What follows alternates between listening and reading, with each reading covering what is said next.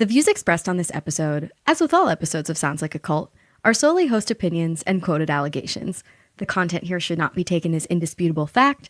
This podcast is for entertainment purposes only. Just a heads up, culties, this week's episode addresses topics of sexual assault in addition to other forms of serious cult abuse, which may be disturbing to some listeners, so do listen with care. You might think that this is a spiritual organization, but it doesn't matter what the content is. What matters is the structure, the control, the abuse of power. A lot of exposés have come out about cultish abuse within yoga organizations in the United States. And they just created this environment where people were so vulnerable that they would do anything to please these people. We need some help, y'all. This is Sounds Like a Cult, a show about the modern-day cults we all follow. I'm your host, Amanda Montel, author of the books Cultish and The Age of Magical Overthinking. And I'm Reese Oliver, your co-host and Sounds Like a Cult's coordinator. Every week on the show, we discuss a different fanatical fringe group from the cultural zeitgeist, from Potterheads to Shenyun, to try and answer the big question. This group sounds like a cult, but is it really?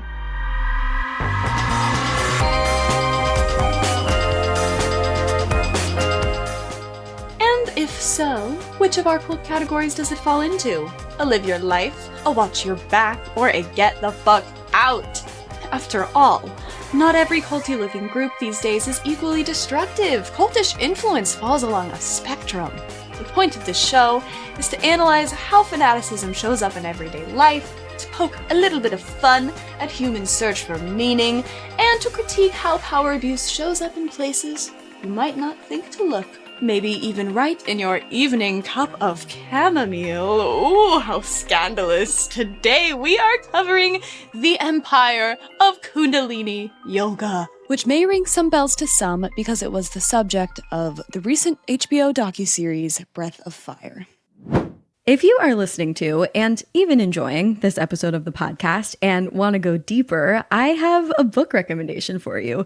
This is your host, Amanda, by the way, and the book is called The Age of Magical Overthinking, and I wrote it. I poured my heart into this book, and I really think you might like it. It's about delusion and obsession in the information age, and how the ways in which our minds naturally work are clashing with our current culture. Every chapter explores some confounding irrationality from contemporary society, including extreme cycles of celebrity worship and dethronement, mass embrace of Instagram manifestation gurus during times of crisis, and why our bodies sometimes enter literal fight or flight in response to something as objectively non-threatening as a curt email from a coworker. The book blends social science with pop culture analysis and personal stories. And if you prefer audiobooks, I recorded mine myself, so it's kind of like an extension of the podcast. Again, the book is called The Age of Magical Overthinking, Notes on Modern Irrationality, and it's available wherever books are sold. Your local indie bookstore, bookshop.org, Barnes & Noble, or even that one massive online book retailer run by a cult leader. You know the one. So if you enjoy this podcast, I really hope you'll consider checking out the book. If you rent your home, I highly recommend you take advantage of Built. There's no cost to join, and just by paying rent, you unlock flexible points that can be transferred to your favorite hotels and airlines, a future rent payment, your next Lyft ride, and more. When you pay through Built, you unlock two powerful benefits. First, you earn one of the industry's most valuable points on rent every month. No matter where you live or who your landlord is, your rent now works for you. And second, you gain access to exclusive neighborhood benefits in your city. Built's neighborhood benefits are things like extra points on dining out, complimentary post-workout shakes, free mats or towels at your favorite fitness studios, and unique experiences that only Built members can access. And when you're ready to travel, Built points can be converted to your favorite miles and hotel points around the world, meaning your rent can literally take you places. So, if you're not earning points on rent, my question is, what are you waiting for? Start paying rent through Built and take advantage of your neighborhood benefits by going to joinbuilt.com/cult. That's JOINBILT.com/cult. Make sure to use our URL so they know we sent you. Joinbuilt.com/cult to sign up for Built today. This podcast is brought to you by Squarespace. Squarespace is the #1 website platform for creating a beautiful website for entrepreneurs, podcasters, artists, anyone who wants to stand out online. Its design intelligence combines 2 decades of industry-leading design expertise with cutting-edge AI technology. Squarespace payments make it totally foolproof to manage your payments all in one place. You can also sell your content easily on a Squarespace website. Put your content behind a paywall and then charge a one-time fee for it or a subscription for members. I am such a fan of Squarespace. I've been using it for years, since the launch of Sounds Like a Cult, because soundslikeacult.com is a Squarespace website. Head to squarespace.com for a free trial. And when you're ready to launch, go to squarespace.com/cult to save 10% off your first purchase of a website or domain. So over the past 10 or so years, a lot of exposés have come out about cultish abuse within yoga organizations in the United States. There have been exposés about Bikram yoga, core power yoga, yoga to the people, and more. Kundalini is just one of those yoga cults that has been brought to light as a cultish organization, but it's maybe my favorite one, if it's even appropriate to put it that way, because it has enjoyed so very many eras. We've also both brushed up against Kundalini yoga in various ways because we live in LA, where Kundalini has a special history. It is fascinating how many lives this cult has led. And in order to do it justice today, we're going to need to go down a few different rabbit holes. Amanda, you have some firsthand experience with this cult, having interviewed a former 3HO member for Cultish. What were your first impressions of Kundalini? Well, Kundalini Yoga and 3HO, or the Healthy, Happy, Holy organization that is kind of like the cult that is associated with Kundalini, was the first fanatical fringe group that I covered when beginning to write Cultish. That was like the first interview that I did. 3HO was kind of the group that inspired the whole entire book, because when I was thinking about writing a book about the language of cults, that was just like a little germ of an idea. I was still working as a beauty editor at the time, and I went to this dinner that a brand had thrown, and I sat next to this freelance beauty editor, and she and I got to talking. She had like an absolutely savage sense of humor, and she was asking me what else I like to do and what I was working on, whatever. And I was like, oh, I'm trying to write a book about the language of cults. And she was like, oh, I was in a cult. And I was like, oh, which one were you in?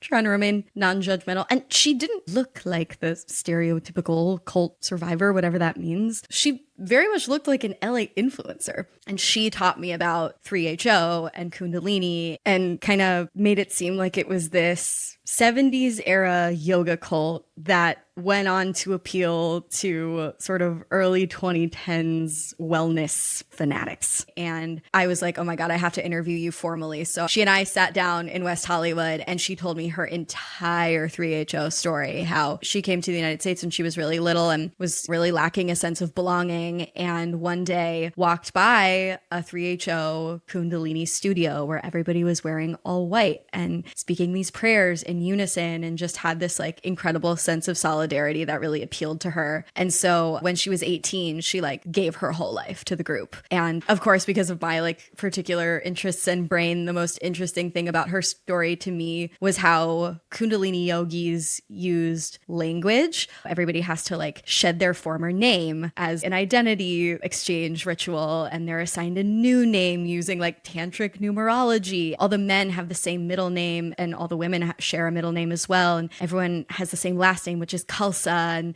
there are all these rules and rituals that you have to follow that are enforced using certain loaded language and thought terminating cliches. Like, I was fascinated by the way they would twist some existing English words to give them these sort of like new agey meanings that were like sort of derived from the Sikh religious scripture, but also bastardized. And of course, we'll get into that later. But the most haunting one to me was when she described what the word old soul meant in Kundalini yoga. Old soul, like to us, is a compliment, kind of means someone who's wise beyond their years. But in 3HO, it meant someone who had reincarnated life after life after life and could never get it right. And it was used as a threat. If you broke one of the rules within 3HO, they might threaten that you would become an old soul and that you would not reach enlightenment. And then the other thing I'll say that really captured my attention about Kundalini yoga was how effectively it weaponized celebrity members. Like, this source of mine told me that when she became a teacher, like a yoga teacher within 3HO, she taught Demi Moore and Adrian Brody and Russell Brand and all these people. But you have firsthand experience with 3HO as a Southern California native too, don't you? I do.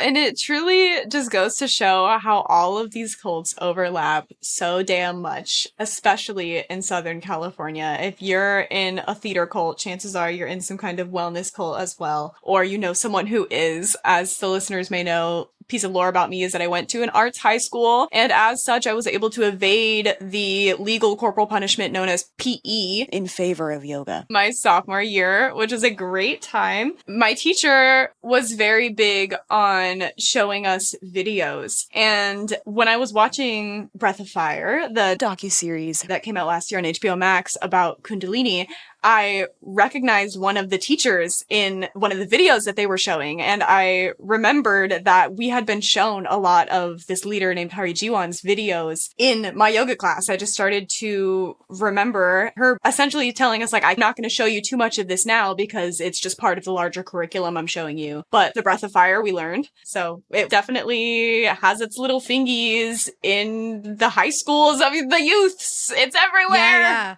No, it really is. I mean, 3HO is sort of representative of how so many different cults are structured, not just in the way that it preyed on dreamers in the arts like you or your teacher, but also how the leaders in a very, classic cult 70s style positioned themselves as these like Eastern spiritual teachers, even though they had absolutely no respect or accreditation or acknowledgement by those actual institutions at all. And also, speaking of having fingers in so many different pies, 3HO owns many different brands and businesses that we all patronize. You mentioned chamomile tea in the intro there. Kundalini Yoga, 3HO owns Yogi Tea, the like grocery store tea brand, and they own a security business, a call security that funds immigrant detention centers, which is so beyond fucked up and culty in a way that you would never think had anything to do with Kundalini Yoga or 3HO. And yet, on the surface, if you were just to walk by a Kundalini Yoga studio, you wouldn't necessarily know the difference between that and like Moto Yoga or Core Power Yoga, which is culty in its own way, or the mom and pop yoga studio down the street. It just looks normal and innocent. And it's honestly a long time coming to discuss on this podcast. And I am so excited for our listeners to hear from our two guests later. One is Haley Failen, who is a journalist and really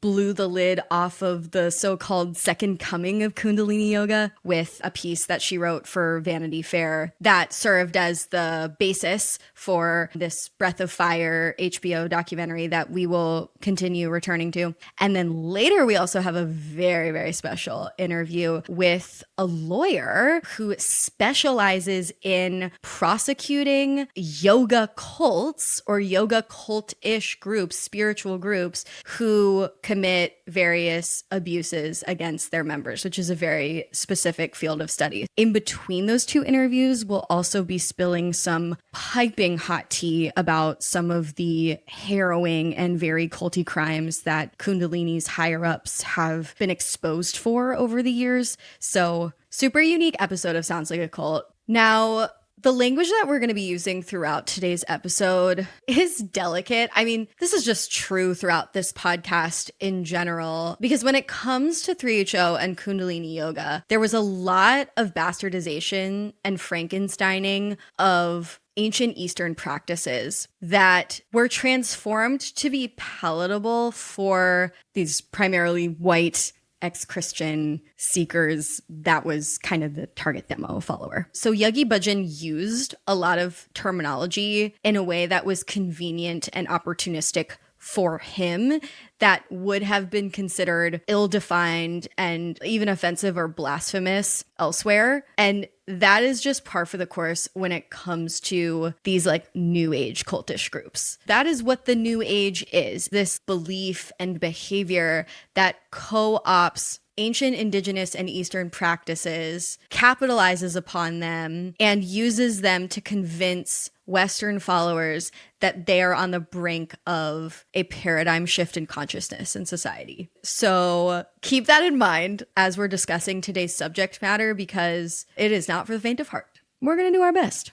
Before we get into all that, though, we should probably give a little background on the complex web that is the cult of Kundalini Yoga. So in dissecting this cult today, we are going to be covering a lot of intentionally ambiguous practices and bodies and organizations. So just to kind of contextualize today's discussion, we are going to be talking about Kundalini as a spiritual practice, which differs from B, Kundalini Yoga, which was invented by Yogi Bhajan and spread through C, 3HO, the Happy, Healthy, Holy Organization, which is the name on the tin of today's cult, you could say, I think. Yeah, exactly. It's like you've got 3HO, the business. You've got Kundalini Yoga, Yogi Bhajan's brand that powers the engine that is 3HO. And then you've got Kundalini, which was the much more ancient practice that Yogi Bhajan bastardized for his own purposes. It is confusing and convoluted on purpose. Yeah. So in our list of significant identities within 3HO and Kundalini, we begin with Yogi Bhajan and 3HO and the invention of Kundalini Yoga. He then teaches Hari Jiwan, who then teaches Katie, aka Guru Jagat, who begins Rama Institute, which is 3HO's current most prominent iteration. Kundalini exists in a variety of forms. Kundalini, as a concept, originally appeared in the 9th century in Hindu spiritual practices as a divine feminine energy that could be accessed via tantric and other forms of yoga, along with other various spiritual practices.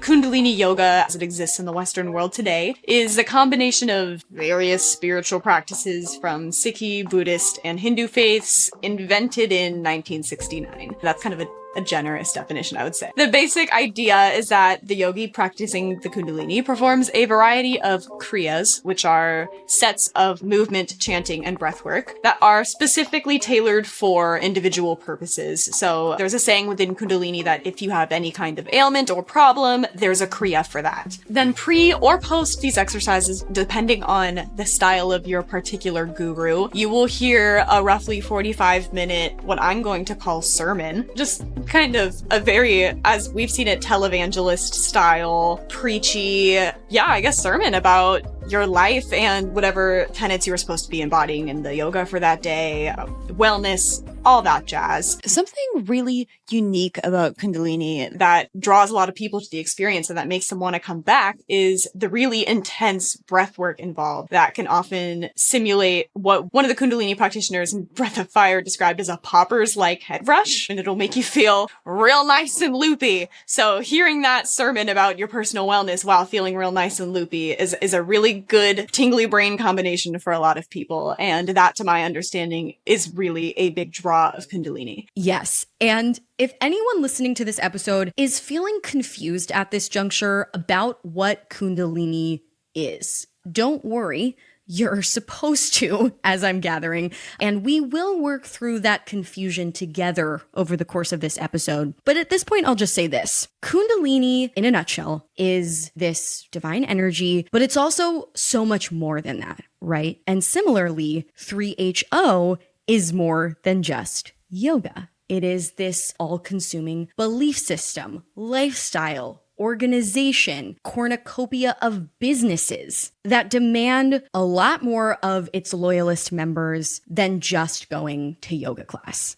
Reese, could you articulate some of the beliefs and behaviors that 3HO participants are supposed to engage with? I would love to. A lot of the practices involved with Kundalini Yoga really drew members to them because they aligned with a lot of the more leftist New Age practices of the 60s and 70s, which is when Kundalini Yoga was brought to the US and invented. So everyone was vegetarian. Women in leadership, which we will get to later, is actually quite a big thing in Kundalini. Gender equality, men and women were equal. An abolishment of the caste system. Obviously, as we've been hinting at, there is a lot of elements of of the Sikhi faith incorporated, which are bastardized. Portions like this might be like the turban you might have seen Kundalini practitioners wearing, and practices which were typically aligned with religions like the Sikhi faith, Hinduism, Buddhism, were legitimized in Kundalini yoga through Sikh Dharma Incorporated, which is the official religion that Yogi Bhajan established to practice within 3HO. So the establishment of Sikh Dharma Incorporated legitimized Kundalini and did a lot to legitimize Yogi Bhajan in the eyes of the mainstream public.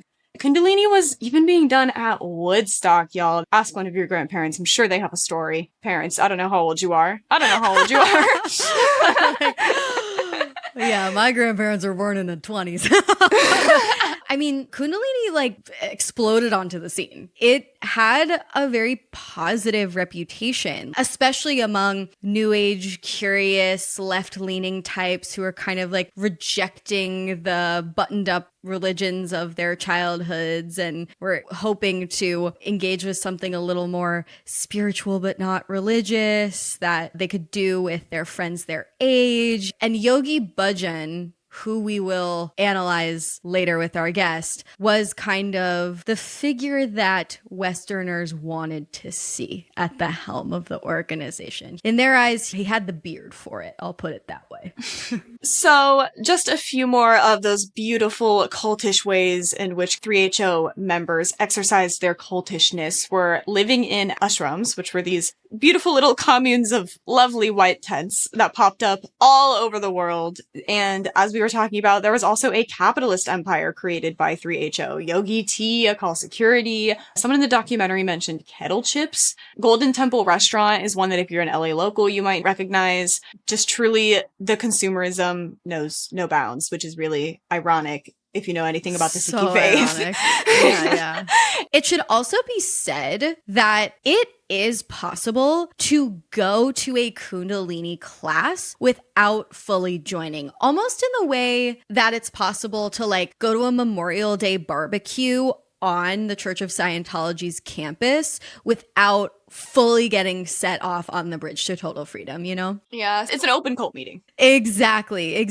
And that's what allows this cult to hide in plain sight, because there are people who do engage with it fairly casually. Well, and another thing is they're not necessarily trying to recruit. Someone said at one point that even if they only got 2% of the world to engage with them, they would be satisfied, because that would be enough to shift the world's energy in the direction they want. Okay. So before we get into our first interview of the day, to kind of preview this whole tale so that we're nicely set up, we have our early Yoga Bhajan era of Kundalini yoga, right? It's the late 60s, it's the 70s. We're shifting the world's consciousness, doing yoga at Woodstock. We're setting up a new religious movement. We're getting into a host of business endeavors. We're gaining power. I'm going to switch from the pronoun we at this point. Yogi Bhajan is also committing abuses, horrendous ones, including sexual assault. We will get into the crimes that he was exposed for in a bit, but Yogi Bhajan doesn't live forever. He passes away in the early 2000s, and yet the cult did not die with him. Yogi Bhajan's legacy is carried on by a kind of surprising character. And this is where the focus of Haley Failen's article and the Breath of Fire documentary really start. Because after Yogi Bhajan dies, Kundalini yoga kind of undergoes this 21st century rebrand for the girlies, so to speak,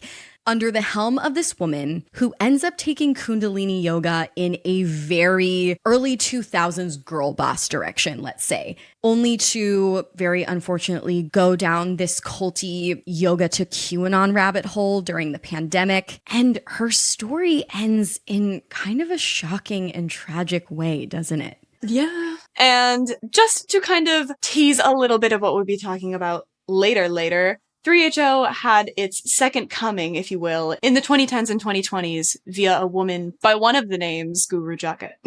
Yeah, real name Katie. So Katie Griggs. Katie Griggs turned Guru Jagat, started her own offshoot Kundalini studio called Rama. And if that is not the canonical 3HO transformation story, I don't know what is. So we've got a lot of branches stemming from the tree of the cult of Kundalini Yoga. We've got a lot of characters. And to help us orient ourselves around this cult, I think it's time to introduce our guest. As we mentioned, today we'll be talking to the journalist behind the article that catalyzed the whole Breath of Fire documentary. And so with that, we would love to introduce you to our conversation with Haley Failen.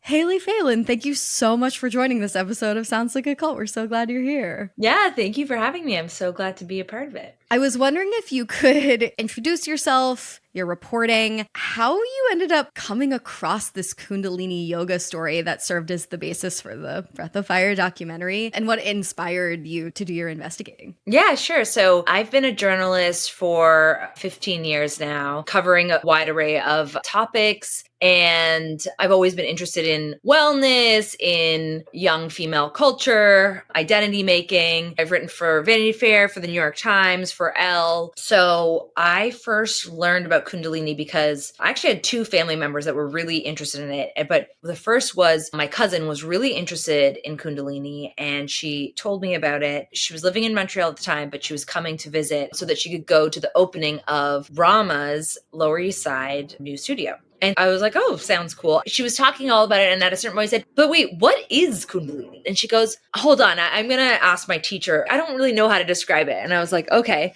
Then she texted me later on in the day, like, okay, so what it is that it's an ancient technology developed to enhance human enlightenment. And I was like, okay, I wasn't expecting that as a response. So I went to a class. It was led by Katie, Guru Jagat. And I was just immediately struck by the whole scene. Everyone's dressed in white. People are wearing some form of like turban. People have sheepskins. There was this whole like weird kind of quiet. So I immediately was like, but that was 10 years ago. And I was like, I'm going to follow this and just watch this for a while. So during the pandemic, when there was that whole reckoning around Yogi Bhajan, I thought, yeah, I want to write about this. Like, this is the time. And there was already so much written about Yogi Bhajan. And I was very intrigued to see how Rama responded to that whole scandal. I also think I was at that time thinking a lot about legacies and the legacies that we inherit and what we do with it, because I think that's a really important thing that we do nowadays. And me as a white person, the legacy that I'm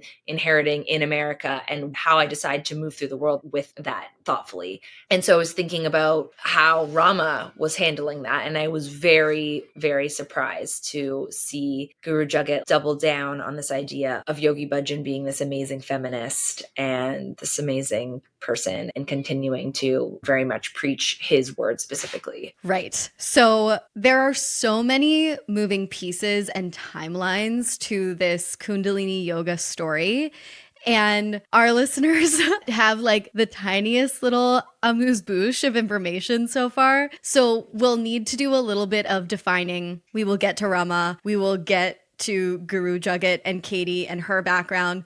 But your piece that you published in 2021 in Vanity Fair is titled The Second Coming of Guru Jagat. But in order to articulate what the second coming was, we have to explore the first coming. And that was Yogi Bhajan's coming to the United States with this technology in the late 60s. You write in your piece that Yogi Bhajan had taken elements of Sikhism, Hinduism, and Buddhism, dressed them up with a New Age aesthetic, and sprinkled in techno-futurist jargon. That is such an elegant and succinct way of putting this cult. And to just give a little bit of a foundation of who Yogi Bhajan really was compared to who he said he was. Yogi Bhajan is 3HO's creator, the Kundalini Yoga brand master, I guess I'll say. And this was his claim, that Kundalini Yoga was this ancient secret form of technology, yoga, transcendence that he brought single-handedly to the people.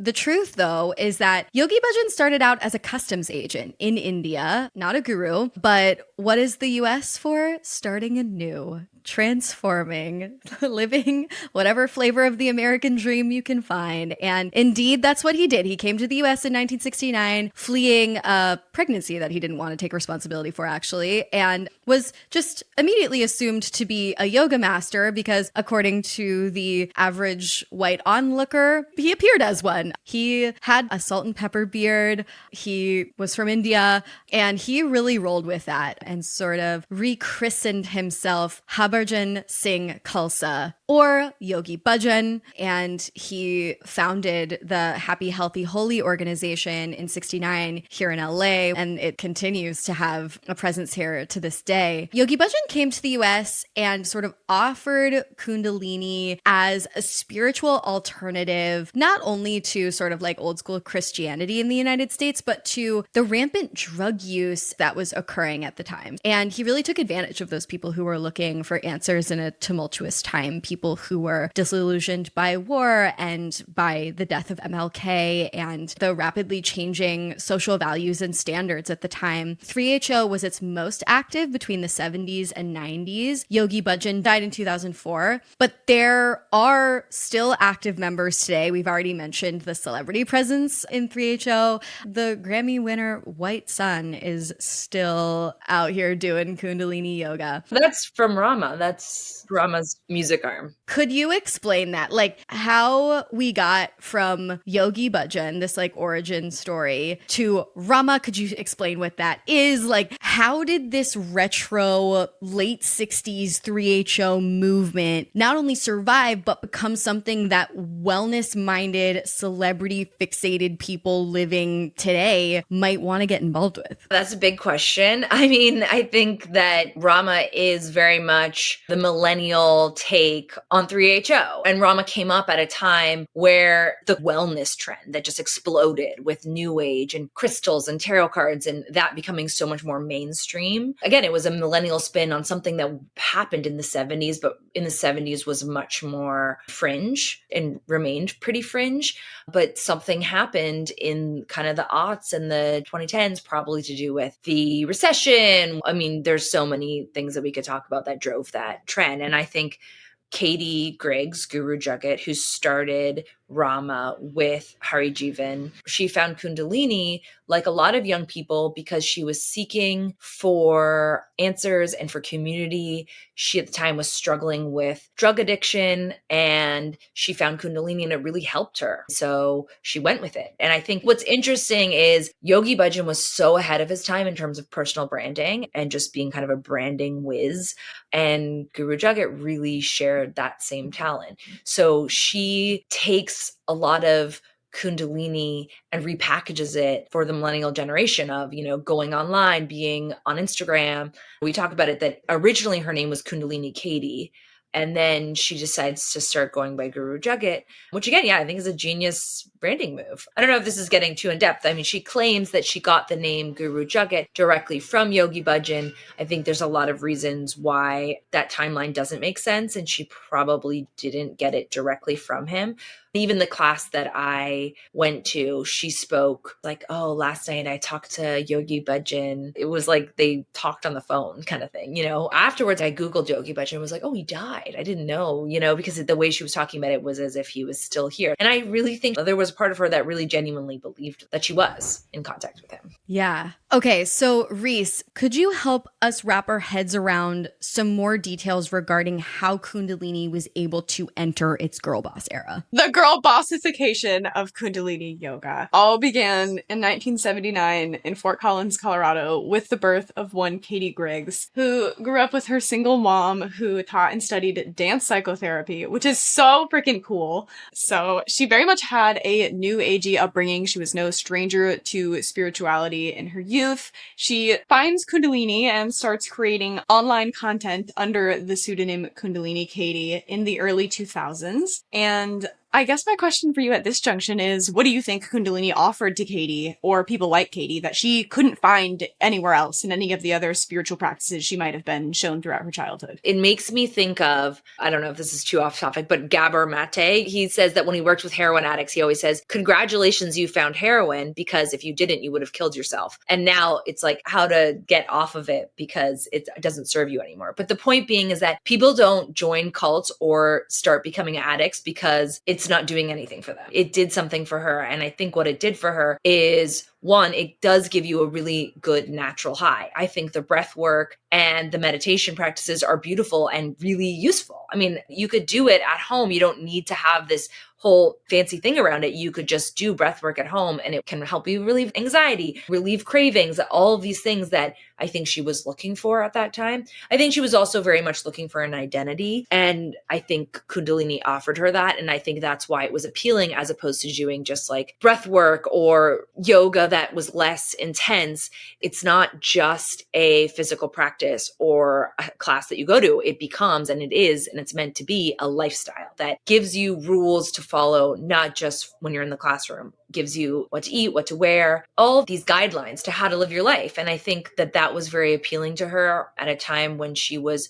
searching for who she was and how to live her life. I also think Katie originally was very drawn to performance. She wanted to be a singer or an actor. And those who knew her when she was younger talk about that side to her. And so I think that there was an element of performance in Kundalini that I think really drew her, that was attractive. And when she started becoming more that person in front of the class, more of a teacher, she liked that. It wasn't just the teachings, it was also being up in front of a group and performing this role. Part of her appeal as a teacher was that she was so unfiltered. She just said the craziest shit that came into her mind. It was very compelling. I laughed in her classes. She was funny. Yes, it reminds me in a very different way of David Berg, the leader of the Children of God, who people were attracted to in the 70s because he was making Christianity sexy. He would curse. It was not that like King James Bible English. It was very much like, I'm going to speak chaotically. I'm going to talk the way you've never heard a religious leader talk before. And there's something that seems to appeal to people about an unfiltered manner of speech that some confuse with speaking truth. Totally. And I think exactly what you're talking about is what was actually also very compelling about Yogi Bhajan too, in that one of the things about Kundalini is that it wasn't aesthetic. It wasn't, give up all of your worldly possessions and go live in the woods. It was like, no. Rama took this even more. You're going to pursue spiritual enlightenment and at the same time, material attainment, and that those things are connected and symbiotic.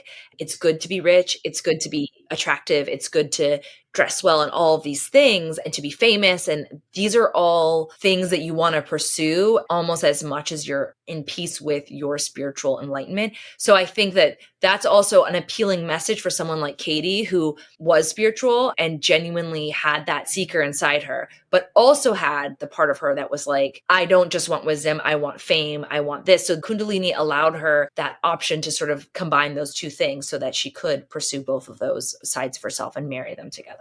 Yes. Oh, it's like the American dream with like an Eastern vibe. Yeah. Prosperity gospel. And they were very committed to the idea of being practical in a sense, which I think also is interesting and appealing to a lot of people, because it's just, if you have a family and a job, you can't go move into the woods and like give up all of your worldly possessions. You're not going to do that. So this was much more of a practical, in a sense, spirituality. And Rama took that to the nth degree with like the Rama Business School. And they were all about like crypto and holding real estate and understanding that side of it, and that being part of your spiritual practice, which is sort of interesting.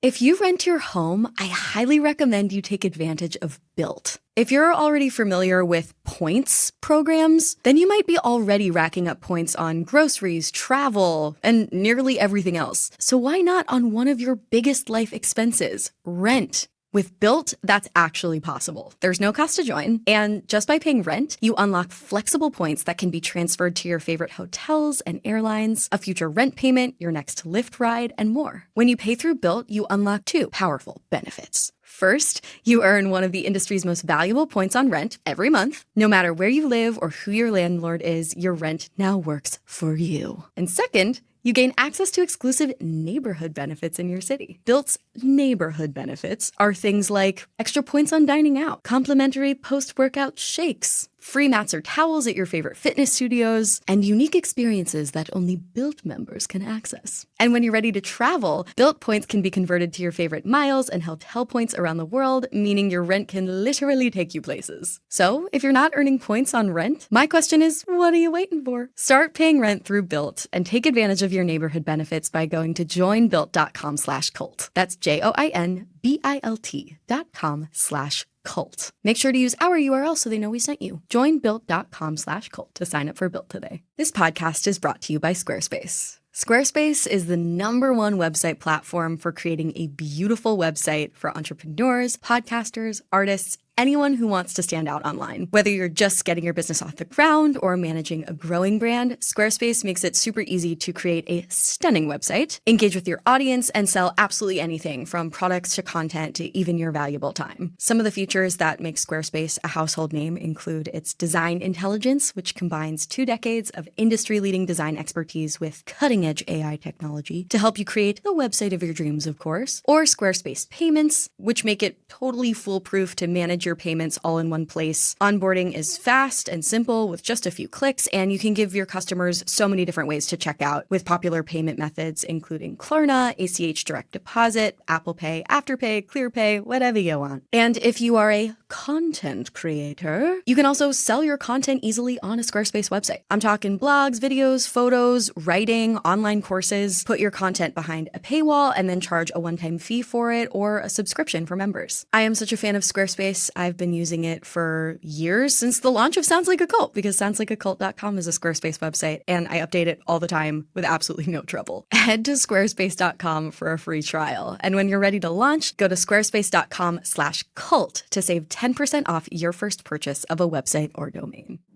So Reese, could you help us understand a little bit more about Katie's rise to her identity as Guru Jagat? Yes. Okay. So in the 2000s, Katie is now living in LA. She starts going to Golden Bridge and taking classes from Hari Jivan, a disciple of Yogi Bhajan, who becomes Katie's teacher, her mentor, seemingly kind of a father figure for Katie. And he sees that he can use her, like you've been saying, Haley, essentially as this instrument to connect with the millennial women of the world, seeing as Yogi Bhajan had, at that point, fallen from grace. And Hari Jivan had fallen from grace himself after some punishment for engaging in some scams, which we will get into later. So under Hari Jivan's leadership, Katie opens the Rama Institute in Los Angeles, where she begins teaching classes herself. Katie, in 2004, gives herself the name of Guru Jagat, or according to her, is given the name Guru Jagat by Yogi Bhajan, as he touched on, Haley.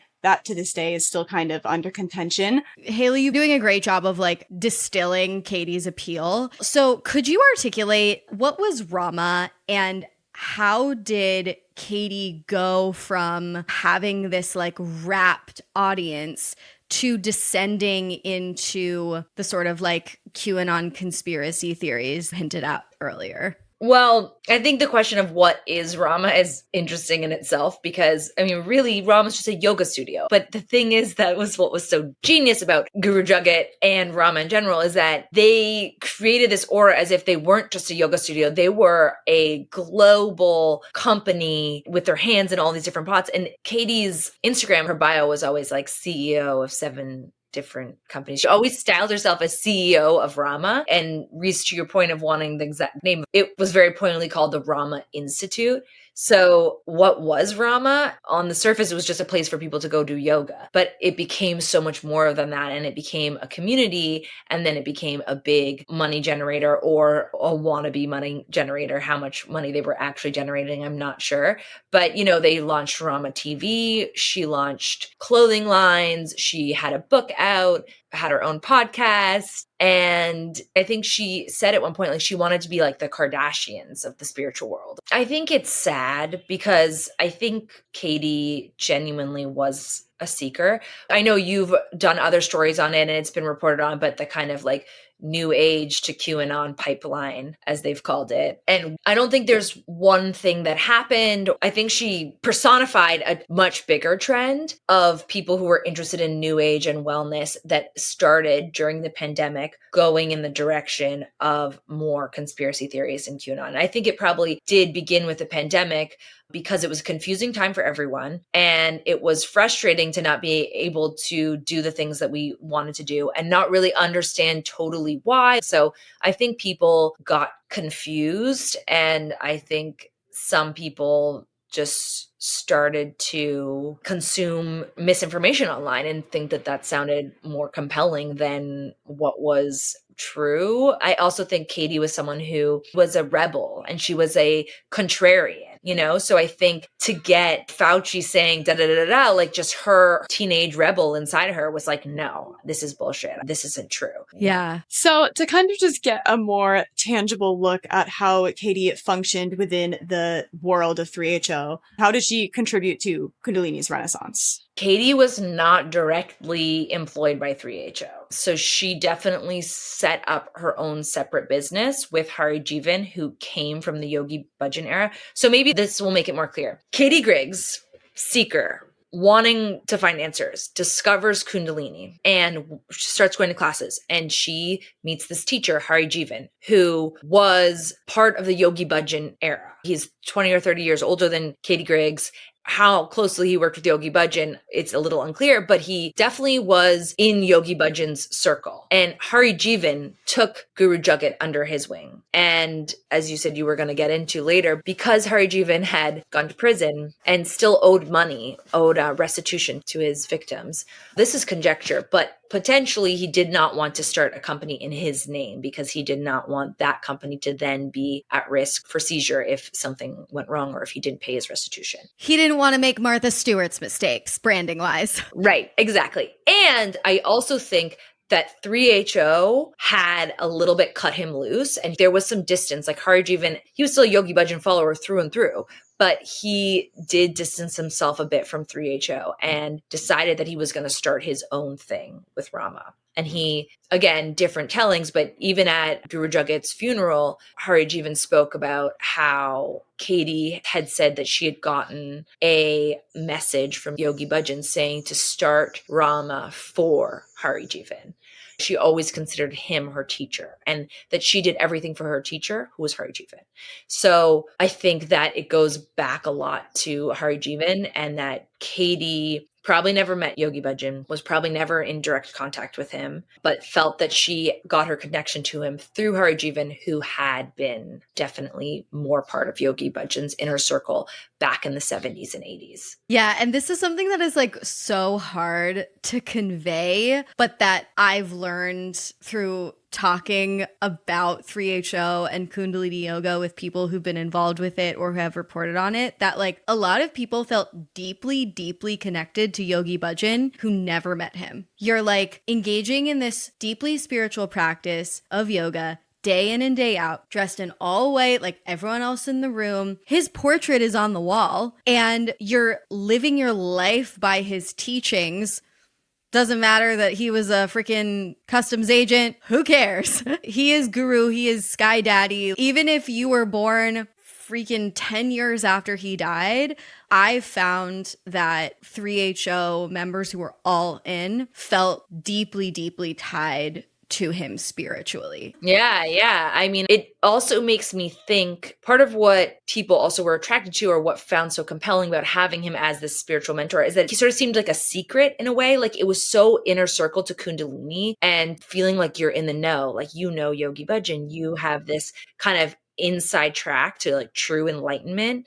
And I think that psychological profile does sort of prime you to conspiracies, wanting to be the people in the know, that everyone else are sheep and everyone else don't understand the real thing. And you are getting kind of like the inside track to it. Like, I think people who are attracted to Kundalini and attracted to Yogi Bhajan don't want to like do normal spirituality or whatever. They want to be the type of people that are doing something different. I'm not like other devotees. Yeah, exactly. Like, this is cool. And again, Yogi Bhajan was just like Guru Jagat, like super forthright, like unfiltered, just saying things like people felt that they could relate to him and relate to her too. Like, she was so relatable that people liked that. I think you're exactly right that desire for exclusivity, that feeling that you are a part of something special, really made the abuses that followed totally justifiable. Because, and this is a huge cult red flag, when you abuse someone but are able to frame it as this is special treatment only for those on the inside, you can get away with anything. Yeah, absolutely. So obviously there are like so many cultish aspects to Yogi Bhajan's Kundalini, to Guru Jagat's interpretation of Kundalini that have nothing to do with yoga itself. Not only cultural appropriation, but also financial abuse and labor exploitation, all kinds of hypocrisy, emotional, physical, and sexual abuse. Could you talk about some of the cultier crimes that both Yogi Bhajan and Guru Jagat, aka Katie, committed in different ways, just to like give listeners who are new to this story the scope of how unethical this umbrella cult really was? Yeah, I mean, followers of both Katie and Yogi Bhajan describe how they felt that their lives were really in their hands, and that if they didn't listen to what their guru said, that their entire spiritual enlightenment was in jeopardy. And essentially the community, the meanings in their life were really in jeopardy. So placing themselves in that position of power is very dangerous and problematic. Of course, with Yogi Bhajan, that led to horrible sexual abuse. He would employ like secretaries, and he would put these women in place of power, supposedly. He would coerce them into sex. He would force them to perform sex acts on him. And in some cases, too, he would present the sexual assault as if it were a benefit to the person, as if he was doing something to help them. And this goes back to what I think is also problematic about prosperity gospel, and also the kind of like pull yourself up by your bootstraps mentality that's so American, which is this idea that you are responsible for what happens to you. If you're a victim, like, it's your fault. You created that. Famously, Yogi Bhajan said in a lecture that women who are raped, they invited that experience, just because energetically you invite every experience that happens to you. So that, I think, is a really pernicious, toxic idea, philosophy. And again, too, something that is problematic in both with Yogi Bhajan and Guru Jagat, like just ignoring systemic forces of racial inequality and socioeconomic inequality that are not the person's doing, that the person is not welcoming in. So by placing themselves in this position of power, which, by the way, is exactly against principles, for instance, where you're never supposed to call yourself a guru, and it's all about submitting to, a higher power, not putting yourself in this place of power. By doing that, I mean, they also separated their followers from their families. Katie would say, like, don't go home for more than a day because that's going to spiritually set you back. Yogi Bhajan, of course, very much siloed his followers, sent the young children to India to live in horrible conditions away from their family. Yogi Bhajan believed that the children should only spend time with their family till they were 4, and then they were the communities, then they were not even part of the family. They belonged to like the community. So again, they were just created this environment where people were so vulnerable that they would do anything to please these people. Financially, of course, the followers were expected to give their money to their guru, to tithe, basically, and to perform labor for no money as a spiritual offering. And so, again, in the same thing, Guru Jagat and Yogi Bhajan were simply taking their followers' money to personally enrich themselves. And that's where it gets obviously very problematic and abusive. Absolutely. So I think it might be time to talk about what happened with Guru Jagat. Where Katie, Guru Jagat, is concerned, the plot really thickens in 2021. At that time, we have entered the pandemic years, and Katie has girl bossed all the way into wellness conspiracy theory land. Once COVID-19 hits, she, like many sort of new agey white wellness gurus, starts getting involved with pastel QAnon ideas and also just full-blown big tent conspiracy theories. She starts publicly endorsing theories like that the government enforced lockdown because of reasons other than COVID, that the virus was being sprayed in airplane chemtrails. She takes an anti-mask stance. She cozies up to COVID 5G conspiracy theorists and infamous anti-Semites. Katie is podcasting hard about all of this stuff. And some of her followers are actually getting kind of weirded out. Many are hoping that she snaps out of it at some point or turns over a new leaf. But then something totally unexpected and tragic happens. Yeah. So it is at this point that Katie unfortunately breaks her ankle, and following the recovery process for that has a pulmonary embolism that takes her life at the very young age of 41. And her sudden and very young death caused a lot of upset in the community. Obviously, their leader died, and there was a lot of mysticism and uprest around if she even actually died, because, like, let's be honest, faking your own death is like a pretty cult leadery thing to do. Yeah, and this went down in 2021 when Katie was like at the height of her conspiritualist QAnon style wellness conspiracy theories. So it was just like such a freak turn of events. Yeah, she was not embodying wellness mentally or physically at all. Yeah. Haley, I'm just like super curious to hear your take on like the state of Kundalini yoga now. Like there have been so many scandals, New York Times exposés, documentaries. Reese and I are going to articulate the specifics even more in a bit. But what's the status of Kundalini at the moment, and like, what do you make of it? I think it's interesting to see how many people are still going forward with it and still very interested in it, and that 3HO is alive and well. They own a lot of businesses. I think those people who are diehard 3HO, I don't think that they're engaging with even any of these exposés. I don't think that they're even looking. I don't think it's going to shake them at all. I'm curious how it will impact people joining. And I wouldn't be surprised if someone just rebands it and calls it something else, and it's just kind of evolves into something else.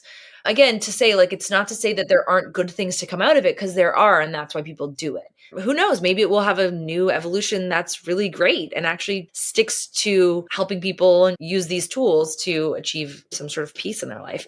And that's not impossible. This is what I think is also very interesting with wellness in general and with Kundalini, and something that I found very interesting when I was interviewing people is that people, it turns out, are not very thoughtful about how they're consuming wellness trends a lot of the time. People who were like really into Kundalini, I would ask them questions. I asked like, why do you wear white? And they were like, I don't really know. It's just something to do with our auras. Or so it's really surprising. I think that's something that I took away from this, that I think a lot of people who went through it on the other side took away from it.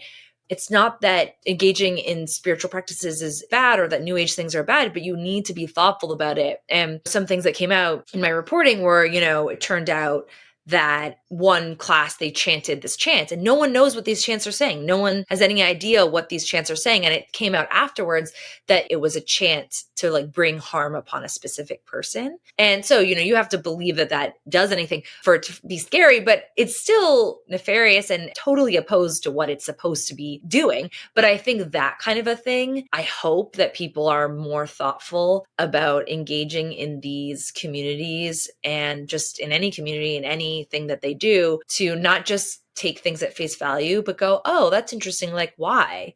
If there is a community that's like, if you ask, well, why do we wear white? And your teacher doesn't have an answer or is weird about it, like that's a red flag. So I don't know where it's going, but it just has to be engaged with in a really considerate and thoughtful way. That is such cogent advice. Thank you so much for that. It's so important for people to hear, because obviously the like extreme groupthink and group rituals in Kundalini are unique. unique, but the lack of in-depth scrutiny when it comes to one-size-fits-all wellness these days is something that I think a lot of us can relate to.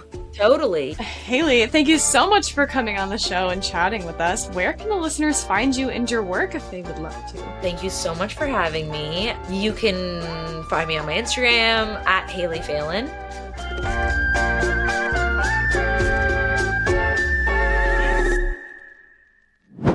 Okay, question for you, culties. Have you ever woken up with a strange symptom and you immediately go down a rabbit hole Googling your way to mostly anxiety because you don't want to have to go to the doctor because searching for doctors is stressful and it's hard to find out who takes your insurance and blah, blah, blah. There's always an excuse not to go to the doctor. Until now, thanks to ZocDoc. I have personally been using it since I was 26 years old and I was a dum-dum back then. I didn't know anything about how to find a doctor, but ZocDoc makes it so easy. I'll explain. ZocDoc is a free app and website where you can search and compare high-quality, in-network doctors and click to instantly book an appointment. I'm talking about booking in-network appointments with over 100,000 doctors across every specialty. I'm booking my primary care doctor on ZocDoc. I'm booking my gyno on ZocDoc. I'm booking my dermatologist on ZocDoc. You can search by insurance, find a doctor that's nearby. And a lot of the time, ZocDoc appointments are available within 24 hours. I don't even remember how I booked doctor's appointments before ZocDoc. Stop putting off those doctor's appointments and go to ZocDoc.com/cult to find and instantly book a top-rated doctor today.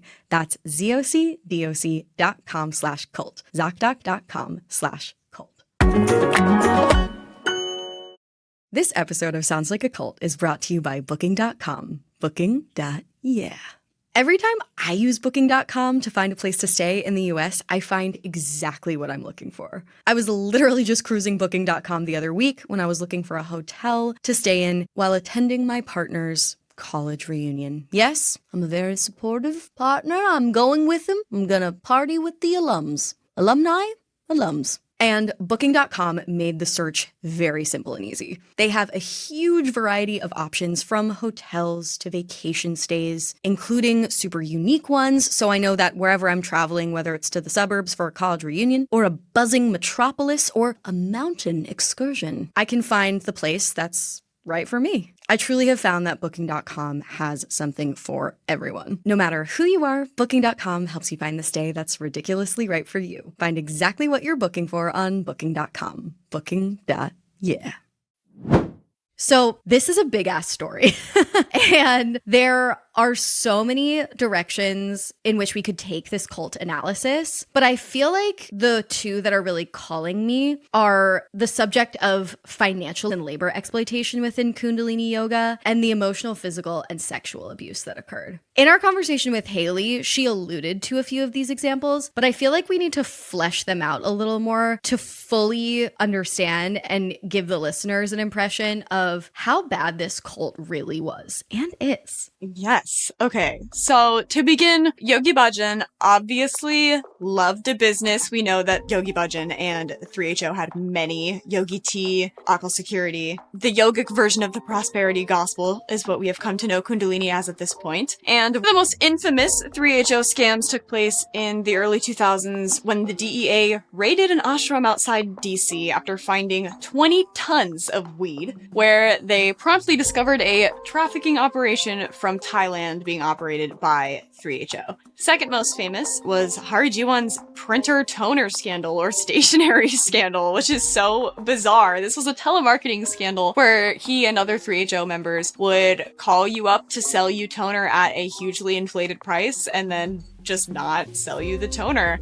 Apparently, Yogi Bhajan's motto and the motto of 3HO was, "There is no karma over the phone." Hari Jiwan went to prison for 2 years for this, and it was seen as like the ultimate commitment and devotion to YB and to the organization. And Guru Jagat, obviously as a student of Hari Jiwan, is no different. She continued this tradition within 3HO of scamming people.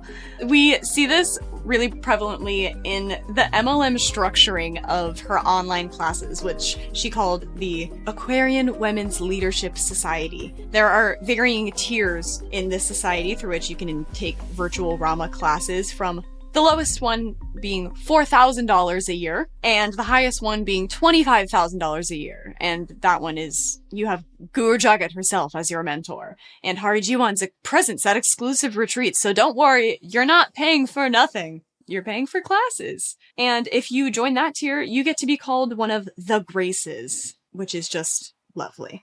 One of the people who spoke in Breath of Fire, the former digital marketing manager for Rama, said that she knows people who have maxed out credit cards to speak to Katie. So, yeah, I mean, Kundalini Yoga and 3HO were born of a scam. So it only makes sense that, like, every generation of this would embody scammery. And what makes this extra culty, from my point of view, is the use of Eastern spiritual terminology and aesthetics, I guess you could say, to excuse what is really just like good old-fashioned American grifting. Employees of both Yogi Bhajan and Guru Jagat were underpaid, overworked. Both Yogi Bhajan and Guru Jagat shared a sense of hypocrisy in how much they loved and exploited the material world while claiming that wellness and transcendence could only be found within. They exploited the Sikhi tenet and practice of seva, or service, which within Rama was taken to mean free labor in service of Katie herself, not the community. Guru Jagat encouraged not only members and followers, but employees to tithe 11%. She said, quote, "If you want to be a player, you have to give more. You should feel the burn." Guru Jagat even overworked herself. In Breath of Fire, one Rama employee reported making only $600 to $800 a month. One made only $300 a month for 3 months. Rama's former bookkeeper started at $8 an hour and only worked her way up to $15 by the end of her tenure. And amid all of this, the bookkeeper was processing outstanding company invoices for thousands of dollars, all the while juggling the consequences of Rama's tax evasion, which is just like cultiness in a nutshell, to be like burying bodies for $8 an hour. Allegedly. No, she spoke about working herself unpaid, essentially booking out checks that she knows will not be fulfilled because the company can't pay their employees, and having to tell all of these people, like, hey, yeah, like, you're not getting paid. I'm not getting paid to tell you you're not getting paid. Like, none of us are getting paid. So those are just some particulars regarding the financial exploitation, which, fucked up as that is, doesn't even hold a candle to the emotional, physical, and sexual abuse that Kundalini Yoga members had to endure. Not even a little bit. So just to kind of ease our way into some of the ways in which 3HO controlled every aspect of their members' lives, we're going to start with pointless discipline. Very Scientology-esque. There's a rule for how to do just about everything the correct way in Kundalini, from like pooping to like brushing your hair, anything you can imagine. There's a clip of Yogi Bhajan going, oh, if you have a headache, you need to brush your hair back and forth 4 times and then put water up one nostril. To me, it's so obvious that this man is making this up as he is speaking, but this was to be taken as law by these people, and it was. And harmless little aspects like this, which is, I mean, kind of the point of our show, extends very quickly into much more sinister forms of control, like arranged marriages. Very a la Warren Jeffs. Yogi Bhajan loved to arrange a good marriage. He even broke up a marriage he arranged to then marry the follower that he had arranged the marriage to. Messy man that man was. Continuing even further on, control over adults is not where the abuse stopped in 3HO. Child abuse was also rampant, as Haley touched on. Children in 3HO, especially during its heyday in the 70s and 80s, were sent to a terribly abusive school in India. And even if you weren't sent to a school in India, just life as a child in 3HO was not fun. One of the people interviewed in the documentary who had been raised in 3HO said that her morning routine as a child was 2 hours of strenuous yoga followed by 2 hours of meditation and chanting. And if she did all of that, then she earned 5 raisins, because that was the sweetest, sugariest treat you were allowed in Kundalini, which is truly just horrifying. And yet, nothing is truly as horrifying as the sexual abuse that Yogi Bhajan was exposed as having committed. In her memoir titled Premka, White Bird in a Golden Cage, My Life with Yogi Bhajan, the former secretary for Yogi Bhajan, named Pamela Dyson, revealed some of the abuse that she endured at his hands. She claimed in the memoir that Yogi Bhajan impregnated her, forced her into an unsafe abortion, and abandoned her in her recovery. The book was released in 2020 and sparked allegations from others of sexual misconduct, child molestation, fraud, and more. And there was a New York Times expose of this that we can link in our show notes. 3HO has since implemented a reparations program for those affected by Yogi Bhajan's abuse and other forms of mistreatment. Some interpret this as a behavioral correction, and some just see it as optics damage control. So this is kind of a nutshell portrait of the scope of Kundalini Yoga, 3HO, the Yogi Bhajan era, the Guru Jagat era, and everything in between. Like, it is just amazing how the group has been able to rebrand and rebrand and rebrand and rebrand and survive. And I think that says so much about what Americans in particular have been seeking since the late 1960s and 70s. And yet you'd think that holding a group like 3HO and the higher ups at Kundalini Yoga accountable would be possible in a court of law. You'd think. You'd think that they would have been shut down by now, and yet they haven't. It's just one of those things that feels like the wrong parts of it have survived. It's a really strange dissonance because it feels like it's of such a bygone era, but at the same time, Guru Jagat feels gone so soon. Totally. So we're doing something a little different on this episode of Sounds Like a Cult. Questions have been asked of us for like years and years and years about how cults this destructive continue to survive. And we have our sort of like psychological breakdowns, our cultural commentary breakdowns, but in order to really understand how groups like this continue to thrive, we're going to kick it to a legal expert. We need some help, y'all. Yes, we need some fucking help. And in order to get it, we're going to be talking to someone very special. Her name is Carol Murchison, and she is a lawyer who came out of retirement to help survivors of cult-specific sexual assault, many of which were involved in yoga-based cults, pursue legal action against their abusers. So if you've ever wondered how the fuck a group like 3HO could get away with the shit that it gets away with, you're going to want to tune in.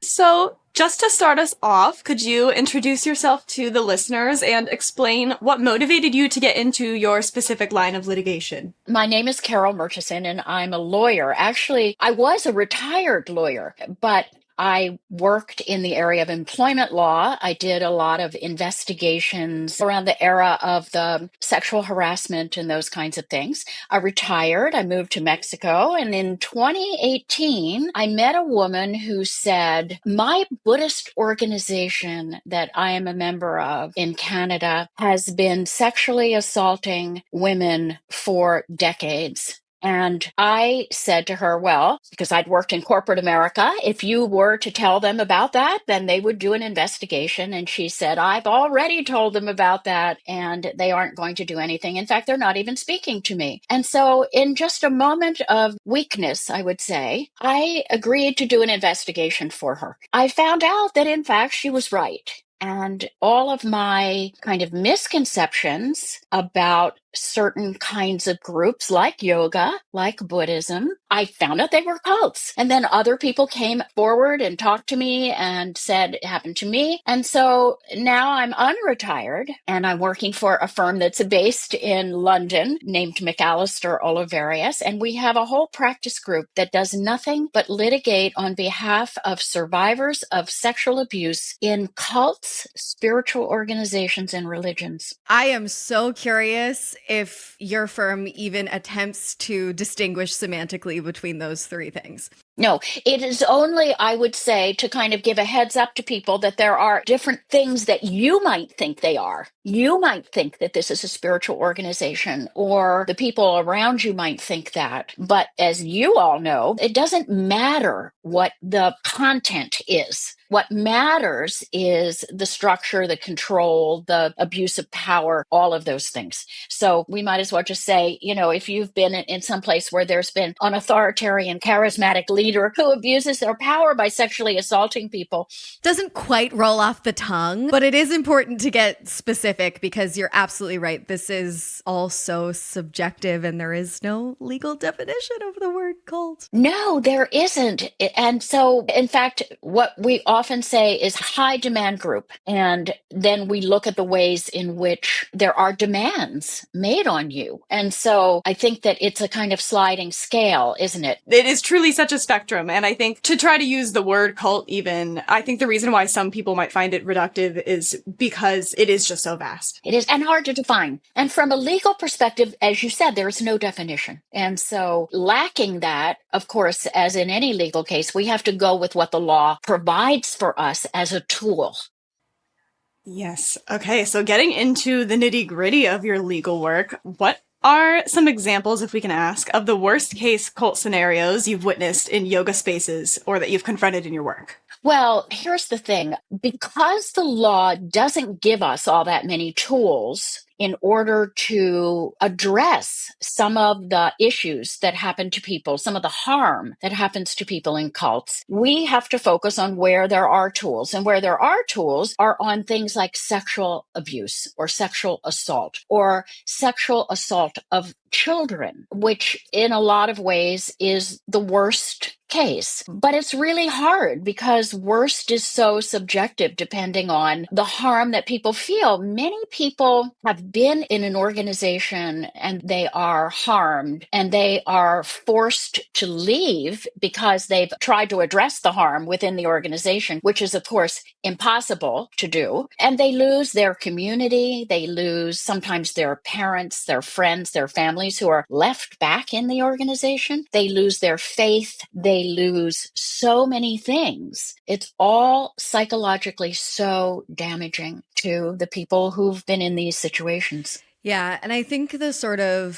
physical abuse in combination with the false promises and the love bombing that these members experience in the beginning, that spiritual collateral that is involved here, and those sort of intangible rewards and punishments that defined their life. All of that is so manipulative, and that is kind of defining of these organizations, but spiritual abuse all on its own is hard to prosecute, It is so tricky. And speaking of legal gaps or finding tools where they exist within the legal system, we're conducting this interview for an episode of our show on the Happy, Healthy, Holy organization, or 3HO. And I'm wondering, from your perspective as a lawyer who's confronting these atrocities, what legal gaps exist in our system that make cases like the ones related to 3HO so tricky? Oh my goodness, there's so many things. The law has so many gaps. Let's start with the big one, statute of limitations. So the statute of limitations is the time within which you can bring a claim. So if you think about a person who has been sexually assaulted in their religious or spiritual organization within a community by a trusted person, I can tell you it takes a heck of a long time to figure out what happened to you, to come to grips with it, to heal enough to even try to pursue a legal avenue. And the law has short statutes of limitations.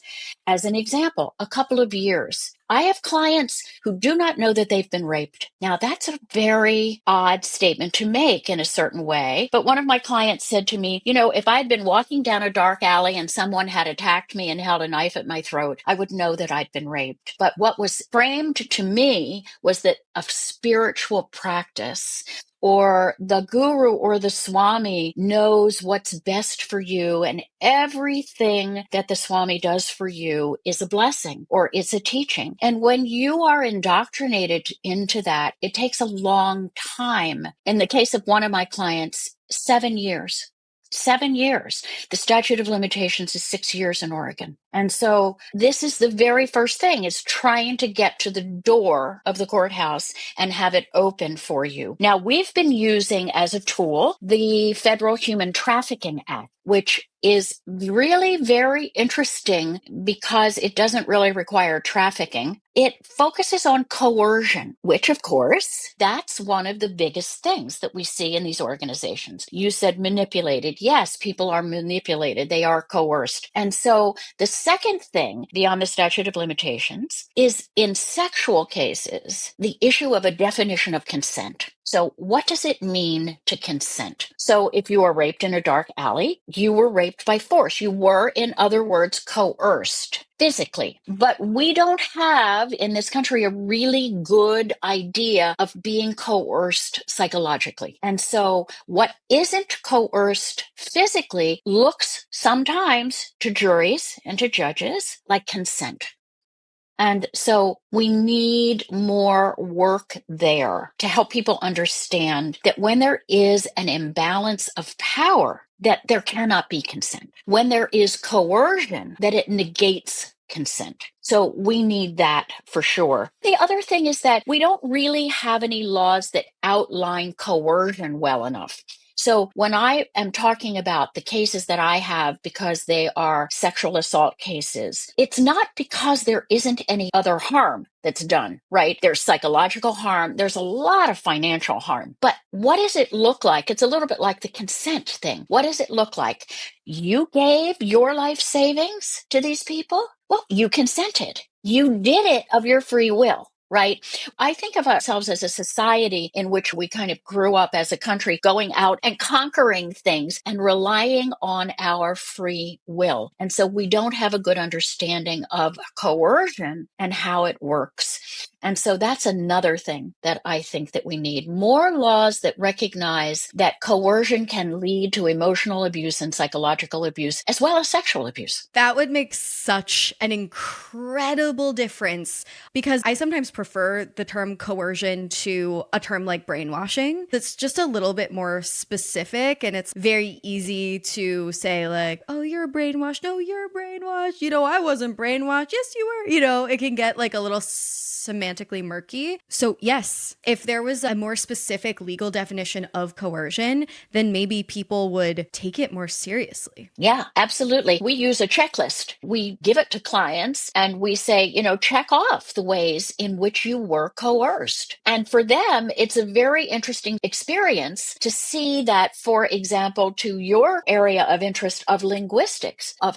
how much language is used to coerce people, not just physical coercion. There is all kinds of influence coercion. It's very helpful to us in the legal system because we can go into a courtroom and we don't just have to say coerced or brainwashing, which, as you said, has kind of fallen out of favor. We don't even have to say the word coerced. We can just show the examples of them and then wrap them all up. So we have to dress the same. We have to think the same. We have to behave the same. We have to use the same language. All of those are examples of coercion. Okay, so we've spoken a lot about kind of how the semantics can make persecuting groups like these difficult, and finding out exactly what is a prosecutable offense is an area that can be murky. So if you could define for us a little more clearly what exactly a prosecutable offense is, that would be really helpful.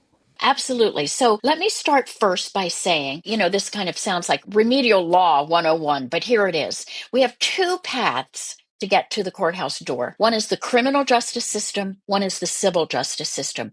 And so when we're talking about them, they both have very different kinds of things that they offer. So the criminal justice system is a path that has many, many obstacles. You have to go over an enormous number of hurdles. You do not have your own lawyer. You have the state's lawyer, whose interests sometimes correspond with yours and overlap, but sometimes they're different. And you have to first go to the police. And a lot of people don't want to go to the police. They don't believe the police will help them. As we know, rape is underreported by a huge percentage in this country. So at the end of it, if you win, somebody goes to jail, or at least that's the hope for the people who bring the claim. That's hard. They're all hard. But for me, that's harder because you don't really have any control. Now, the civil justice system, which is where I practice, has one thing at the end of it, actually few more than one, but primarily one, and that's money. And so that has its pluses and its minuses.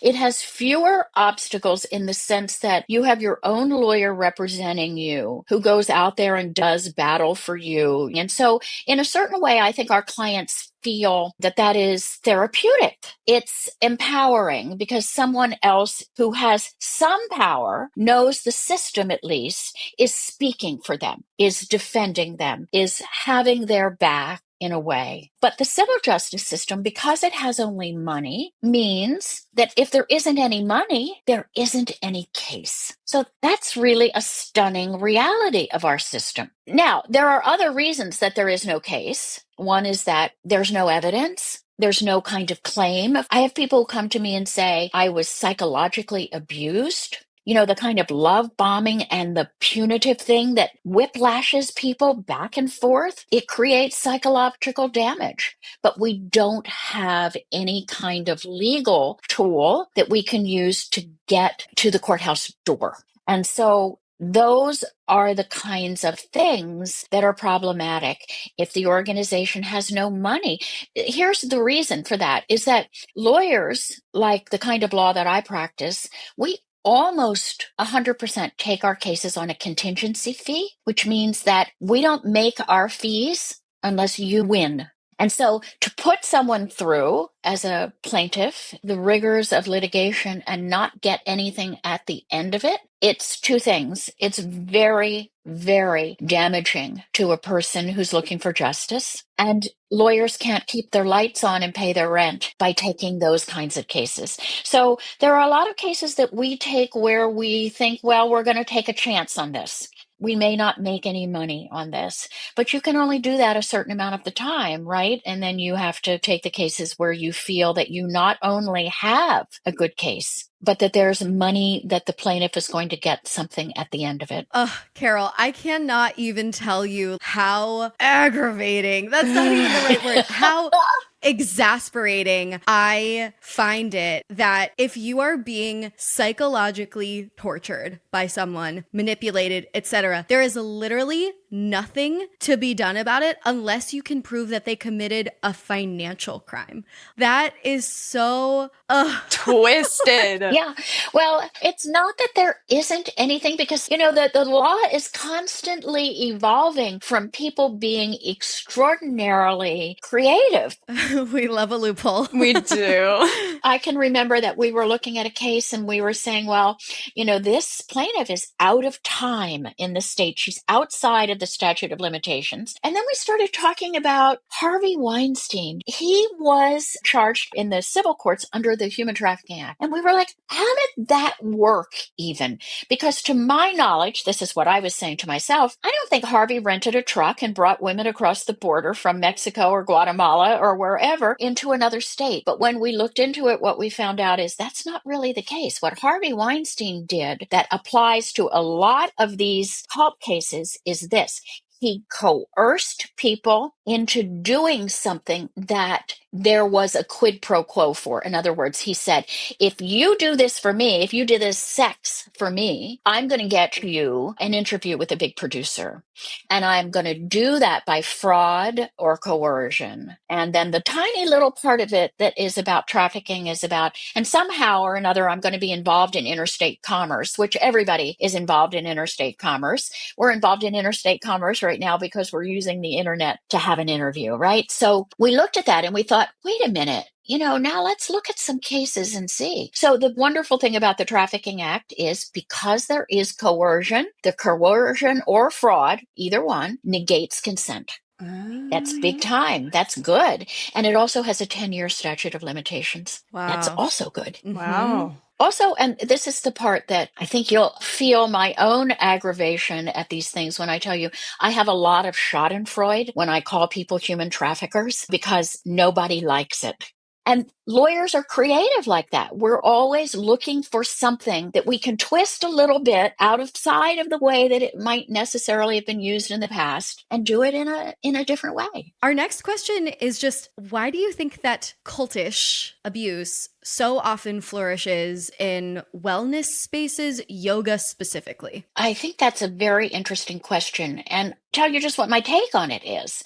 So I've had a couple of cases that are, again, back to the statute of limitations, historical, meaning that they happened a long time ago, but the state of New York opened up what they called a revival window, and they allowed these cases to come in. And so a lot of my cases in New York have been old cases in the yoga space, but they were not the wellness space. They were what I would call the spiritual space. So in an ashram with seva and selfless service and, all of that, yes, it was yoga, but it was much more religious and spiritual. But what we saw was that these were in the 60s and 70s when that's what people were seeking. So when all of these Eastern teachers came over from yoga and Buddhism particularly, they were bringing something that people wanted.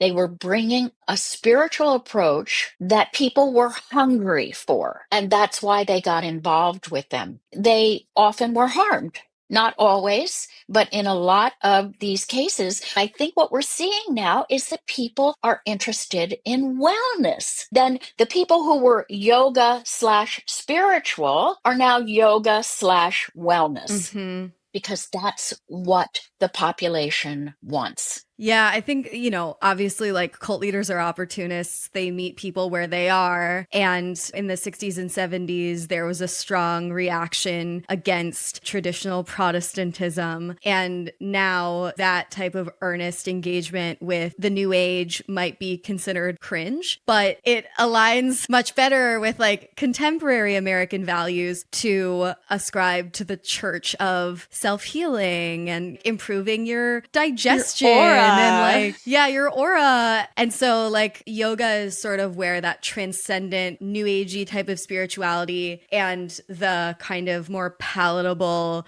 American self-improvement attitude combine. So it's ripe for cultish abuse. I think that, as you said, in the 70s, when we're coming out of the 60s, we saw Muktananda, Satchidananda.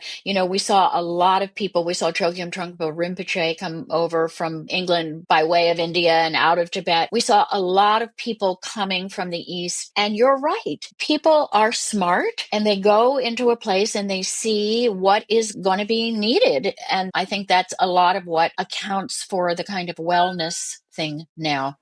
Great. Our next question. Is there anything specific about Kundalini yoga that differentiates it from the other yoga cults that you have gone up against? Well, I would be asking you that question. Here's what I see. I see a lot of similarities and not too many differences, in the sense that there is this charismatic, authoritarian, all of those cult-ish characteristics are there. There is the no dissent, there's the high control, there's the high demand, there is the insularity, all of the things that once they are put in place make it very difficult for people to disengage from unless they have a huge wake-up call in one way or another. And so I see them as very much the same. All of my cases are sexual abuse cases, so I think that's the same. And the content of the message could be multi-level marketing, like Keith Raniere, or it could be yoga of a particular brand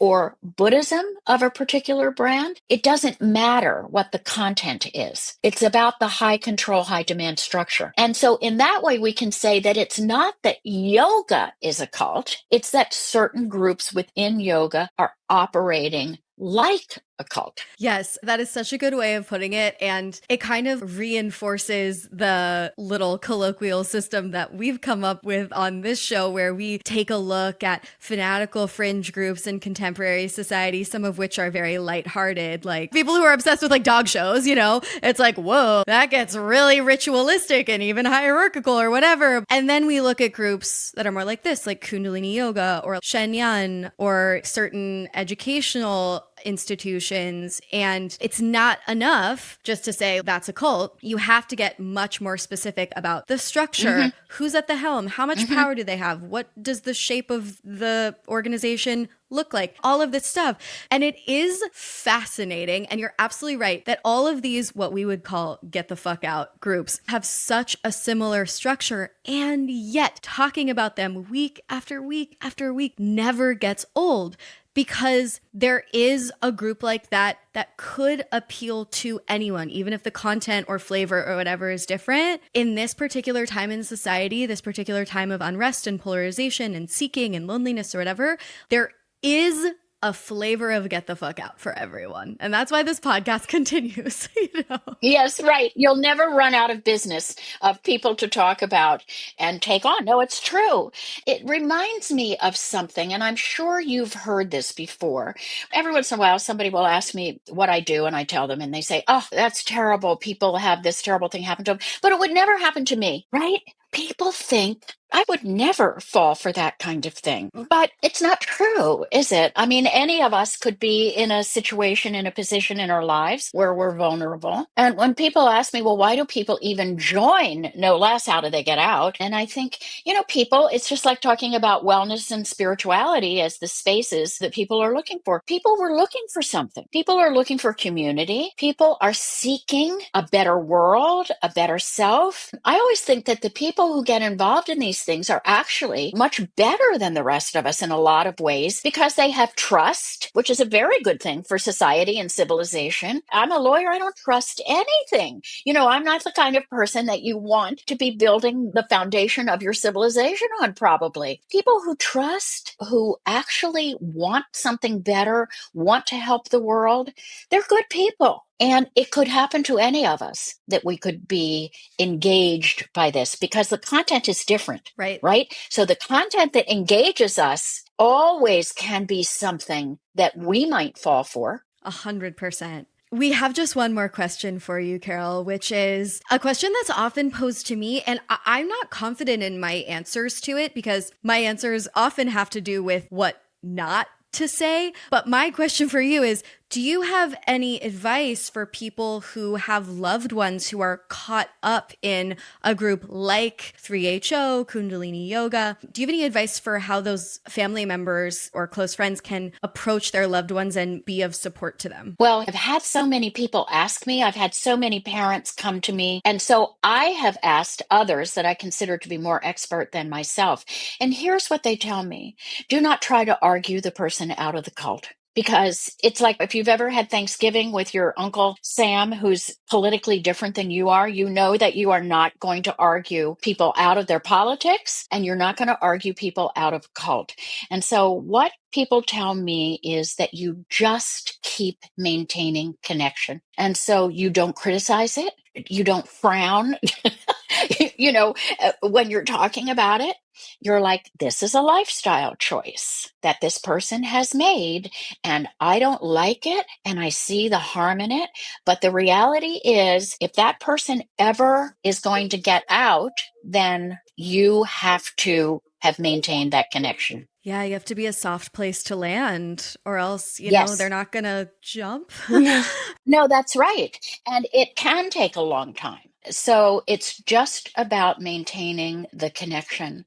And that's, I think, hard to do, in fact, when everything in us wants to say, can't you see what I'm seeing? And we know that the people in the cult cannot see that because they've been coerced into another way of seeing. Yes, so true. We want to thank you so much for your time. It's not often that we get to talk to a legal expert in this field, so this was really a treat. And usually we ask our guests where listeners can keep up with their work. Is there a place where people can do so? Absolutely. You can go to the website for McAllister Oliverius, And I have a whole group of lawyers there. And here's the thing. People often reach out to us and say, do I have a claim? That's fine. We talk with everyone. Someone emails me almost every day and says, this happened to me. Do I have a claim? And we set up a time and we talk and we try to find out whether there is. And if there isn't, we try to direct people to resources, to try to help them out. So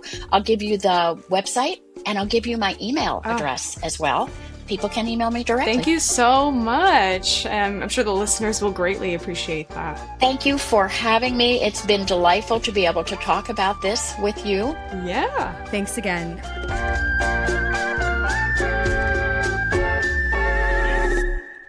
All right, Reese. Out of our 3 cult categories, live your life, watch your back, and get the fuck out. Which do you think the cult of Kundalini Yoga falls into? Kundalini Yoga is a cult I would fake my own death to get the fuck out of. And that's what I have to say. What about you? What about you?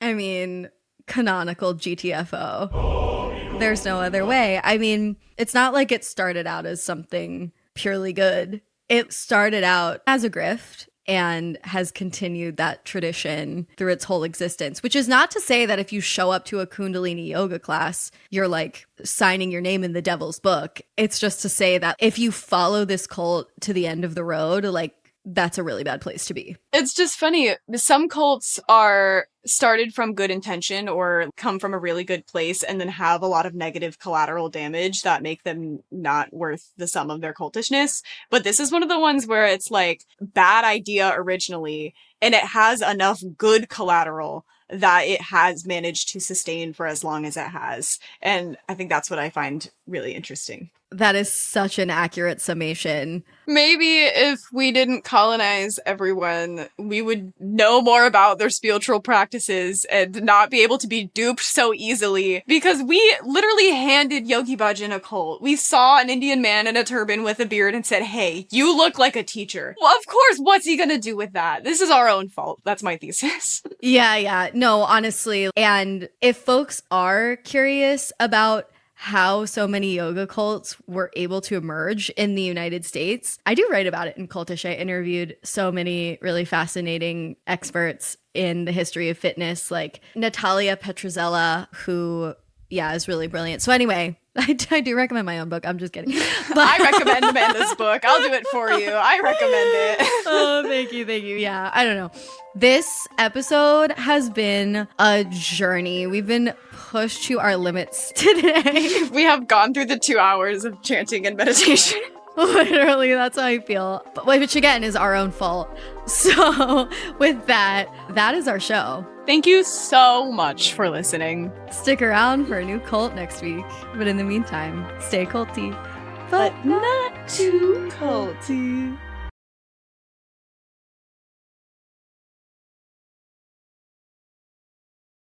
Sounds Like a Cult was created by Amanda Montell and edited by Jordan Moore of The Pod Cabin. This episode was hosted by Amanda Montell and Reese Oliver. This episode was produced by Reese Oliver. Our managing producer is Katie Epperson. Our theme music is by Casey Kolb. If you enjoyed the show, we'd really appreciate it if you could leave it 5 stars on Spotify or Apple Podcasts. It really helps the show a lot. And if you like this podcast, feel free to check out my book, Cultish, The Language of Fanaticism, which inspired the show. You might also enjoy my other books, The Age of Magical Overthinking, Notes on Modern Irrationality, and Word Slut, A Feminist Guide to Taking Back the English Language. Thanks as well to our network Studio 71. And be sure to follow the Sounds Like a Cult cult on Instagram for all the discourse at Sounds Like a Cult Pod, or support us on Patreon to listen to the show ad-free at patreon.com/soundslikeacult. Have you ever woken up with a strange symptom and you immediately go down a rabbit hole Googling your way to mostly anxiety because you don't want to have to go to the doctor because searching for doctors is stressful? Until now, thanks to ZocDoc. I have personally been using it since I was 26 years old. ZocDoc is a free app and website where you can search and compare high-quality in-network doctors and click to instantly book an appointment. I'm talking about booking in-network appointments with over 100,000 doctors across every specialty. You can search by insurance, find a doctor that's nearby. Stop putting off those doctor's appointments and go to ZocDoc.com/cult to find and instantly book a top-rated doctor today. That's ZocDoc.com/cult. ZocDoc.com/cult. This episode of Sounds Like a Cult is brought to you by Booking.com. Booking.yeah.